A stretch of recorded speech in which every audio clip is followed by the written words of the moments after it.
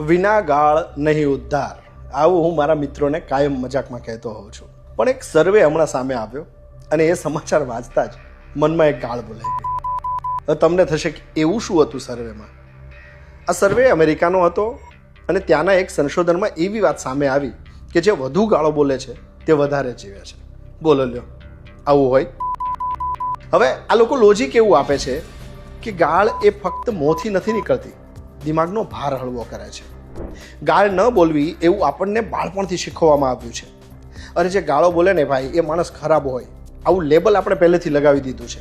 પણ અમેરિકન યુનિવર્સિટીએ યુવાનોના 2 ગ્રુપ પર એક સ્ટડી કર્યો.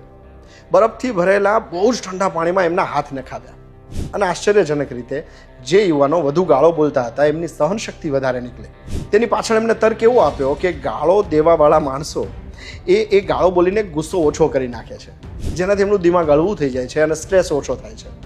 જેમ સ્ટ્રેસ ઘટે તેમ હૃદયની બીમારી ઘટે, હાઈ બીપીનો ખતરો ઘટે અને માઇગ્રેન ને ડિપ્રેશનની સંભાવના ઓછી થાય, સરવાળે જીવન લાંબુ થઈ જાય. આ રીતે ગાળો બોલીને સંબંધો ખરાબ કરીને આપણે સ્ટ્રેસ ઘટે કે પછી સંબંધ બગડ્યા છે એનો સ્ટ્રેસ વધે? ભાઈ, આવું કંઈ હોતું હશે આ સર્વે જેવું? તમને શું લાગે છે? કોમેન્ટમાં જણાવજો. આપના પોતાના પ્લેટફોર્મ લલકારને લાઈક કરો, ફોલો કરો, સબસ્ક્રાઇબ કરો અને શેર કરો.